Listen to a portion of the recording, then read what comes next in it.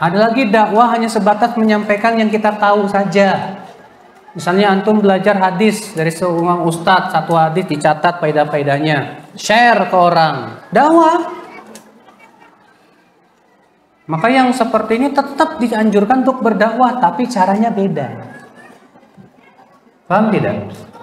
Orang berdakwah, ngajak teman sholat, ngajak teman pengajian, ngajak teman bersedekah, semuanya bisa dilakukan. Ya. Seorang berdakwah di kantornya, seorang berdakwah di sekolahnya, seorang berdakwah di rumahnya, seorang berdakwah di tengah-tengah kerabatnya, seorang berdakwah di tengah-tengah sukunya. Ya, dengan cara yang bisa dia lakukan. Mungkin dengan menyampaikan keutamaan, dengan menyebarkan buku, dengan men-share kajian-kajian dan macam-macamnya. Seorang berusaha punya dapat andil dalam masalah dakwah. Dalam menyuruh yang ma'ruf, mencegah yang mungkar, dan juga dalam berdakwah harus berilmu.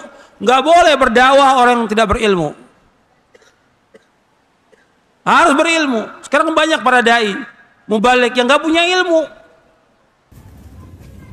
Siapakah yang pantas menyampaikan kajian dan dakwah? Bolehkah kita menolak ketika diminta menyampaikan kajian karena kita tidak memiliki ilmu sementara orang menganggap kita berilmu? Tidak mengapa. Semua berdakwah. Bukan berarti tidak boleh orang berdakwah. Semua berdakwah tapi masing-masing tahu diri. Ya. Kalau dia tidak bisa bahas ini, jangan paksa bicara masalah itu, ya. Jangan bicara masalah yang lain-lain, ya. Adapun mungkin kita baca yuk buku tentang misalnya masalah pentingnya sholat, kita baca. Nanti ada pertanyaan yang tidak ngerti, dia bilang tunggu saya tidak tahu, saya mau tanya kepada ustadz karena saya tidak punya ilmu. Sebenarnya itu nggak jadi masalah. Seorang ngajak orang untuk apa? Tapi kalau tampil di hadapan umum, ini tidak, saya rasa tidak bahaya. Tapi kalau sekedar teman kantor, 5 orang, mungkin berapa orang, 20 orang, ada baca buku, kita ngerti, nggak apa, kita sampaikan sejauh mana kita mengerti. Tapi kita bilang, saya bukan ustadz, kalau ada saya tidak ngerti, saya akan tanyakan kepada yang bersangkutan. Kepada siapa? Kepada ustadz yang kompeten dalam hal ini. Semua orang berdakwah, ngajak teman sholat, ngajak teman pengajian, ngajak teman bersedekah, semuanya bisa dilakukan. Ya. Seorang berdakwah di kantornya, seorang berdakwah di sekolahnya, seorang berdakwah di rumahnya, seorang berdakwah di tengah-tengah kerabatnya, seorang berdakwah di tengah-tengah sukunya. Ya, dengan cara yang bisa dia lakukan. Mungkin dengan menyampaikan keutamaan, dengan menyebarkan buku, dengan men-share kajian-kajian dan macam-macamnya. Seorang berusaha punya dapat andil dalam masalah dakwah. Sebatas mana ilmu seseorang boleh berdakwah? Pak, berdakwah itu ada 2 macam. Yang pertama, ceramah di podium. Maka ini disyaratkan harus kuat ilmunya. Dia sudah menguasai ilmu-ilmu alat, bahasa Arab, belajar ilmu ushul fikih, kaidah fikih, ilmu hadis. Sebab kalau sudah ceramah kemana-mana pasti tanya jawab, fatwa, berat. Ada lagi dakwah hanya sebatas menyampaikan yang kita tahu saja.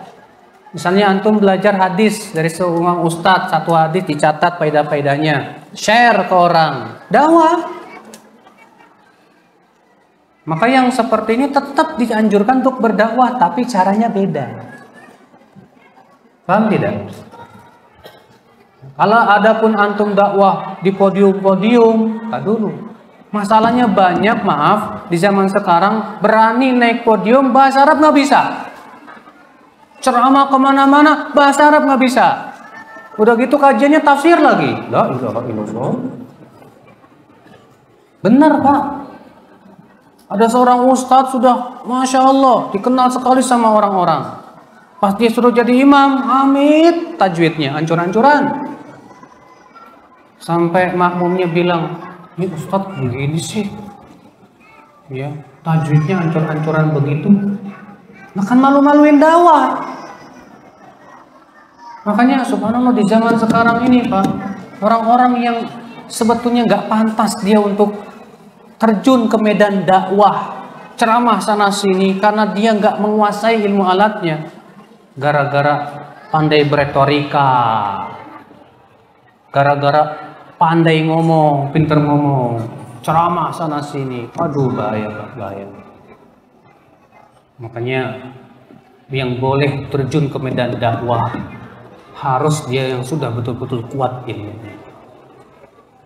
Setidaknya dia sudah belajar ilmu-ilmu alat dan menguasai bahasa Arab. Karena dia berdakwah untuk memahamkan manusia tentang Al-Quran dan hadis. Sedangkan Al-Quran dan hadis itu berbahasa Arab. Ya, ini akad Islam. dalam menyuruh yang ma'ruf, mencegah yang mungkar, dan juga dalam berdakwah harus berilmu. Nggak boleh berdakwah orang yang tidak berilmu. Harus berilmu. Sekarang banyak para dai mubalik yang nggak punya ilmu. Apalagi kalau antum lihat di televisi, Allah musta'an. Siapa aja dibuat main agama ini. Maksudnya umat Islam itu sadar ini permainan ini. Agama dibuat main. Ayat Al-Quran dibuat main. Dalil dibuat main oleh mereka. Harus punya ilmu. Harus punya ilmu. Dan dakwah itu nggak mesti setiap hari. Ada orang ceramah sehari 2 kali. Kapan bacanya dia? Kapan dia penelaah kitab-kitab para ulama? Sepekan sekali cukup dia. Cukup. Tapi dengan dalil. Dengan dalil. Sebab nggak boleh orang masuk di medan dakwah kecuali berilmu. Yang menyatakan demikian siapa? Allah SWT. Antum lihat. Halaman 83, 84 dan seterusnya. Dalam berdakwah, menyuruh yang ma'ruf, mencegah yang mungkar, berilmu. Allah berfirman dalam surah Yusuf ayat 108, Allah berfirman, "Qul hadhihi sabili ad'u ila Allahi ala basiratin ana wa man ittaba'ani wa subhanallahi wa ma ana minal musyrikin." Qul hadhihi sabili, katakanlah ini jalanku. Ini caraku, ini manhajku. Ad'u ila Allah. Qul hadhihi sabili ad'u ila Allah. Qul hadhihi sabili, katakanlah ini jalanku, ini manhajku. Aku mengajak manusia kepada Allah ala basirah, dengan dasar ilmu dan keyakinan. Ana wa man ittaba'ani, aku dan orang mengikuti aku. Wa subhanallah, maha suci Allah, wa ma ana minal musyrikin, dan aku tidak berbuat syirik. Antum perhatikan nih, surah Yusuf ayat 8. Antum perhatikan, di sini Allah menyuruh kepada Nabi Muhammad SAW, "Qul hadhihi sabili," katakanlah ini jalanku, ini manhajku. Jelaskan kepada manusia ini jalan yang benar. Kita mengikuti Quran wa sunnah, pahami salaf, ini jalan yang benar. Jalan yang lurus, shiratal mustaqim. Jalan yang membawa manusia ke sorga. Ad'u ila Allah, aku mengajak manusia ke jalan Allah. Kita mengajak mereka, yang pertama kali yang kita dakwakan apa? Tauhid. Ini mengajak manusia ke jalan Allah, tauhid. Ad'u ila Allah. Dan perhatikan lagi di sini, yang diajak di sini ad'u ila Allah, aku mengajak manusia ke jalan Allah, bukan kepada pribadi, bukan kepada kelompok, bukan kepada ormas, bukan kepada partai, bukan. Ad'u ila Allah, aku mengajak manusia ke jalan Allah. Perhatikan ini penting ini. Ad'u ila Allah, aku mengajak manusia ke jalan Allah. Kemudian di sini ada kalimat ad'u ila Allah, dijelaskan oleh Syekh Muhammad bin Abdul Wahhab rahimahullah dalam kitab Tauhid. Kalimat ad'u ila Allah di sini ada tanbih 'alal ikhlas.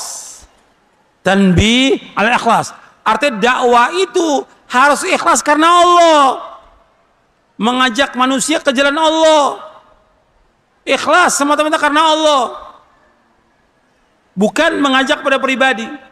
Bukan mengajak kepada kelompok. Bukan kepada ormas. Bukan kepada partai. Bukan juga untuk mencari harta. Ad'u ilallah. Tanbih alal ikhlas. Perhatikan ini. Kemudian selanjutnya. Ala basirah. Dengan dasar ilmu dan keyakinan. Artinya dakwah ini harus dasarnya apa? Ilmu. Gak bisa orang berdakwah gak punya ilmu. Karena banyak orang berdakwah gak punya ilmu. Sekolah-sekolah umum kemudian masuk di medan dakwah. Antum bukan orangnya. Bahasa Arab gak bisa. Baca kitab gak bisa. Kok antum dakwah? Al-Quran bahasa apa? Bahasa Arab. Hadis Nabi bahasa apa? Bahasa Arab. Antum harus bisa baca. Ini Al-Quran ini. Antum harus bisa baca dan tahu isinya. Ini Al-Quran. Gak bisa antum. Oh saya udah bisa kok. Dari mana? Terjemahan. Ya gak bisa antum dakwah ke terjemahan. Harus kan dalil dari Quran. Dan antum harus paham bahasa Arab ini. Gak boleh masuk di medan dakwah orang gak ngerti bahasa Arab. Harus bisa bahasa Arab.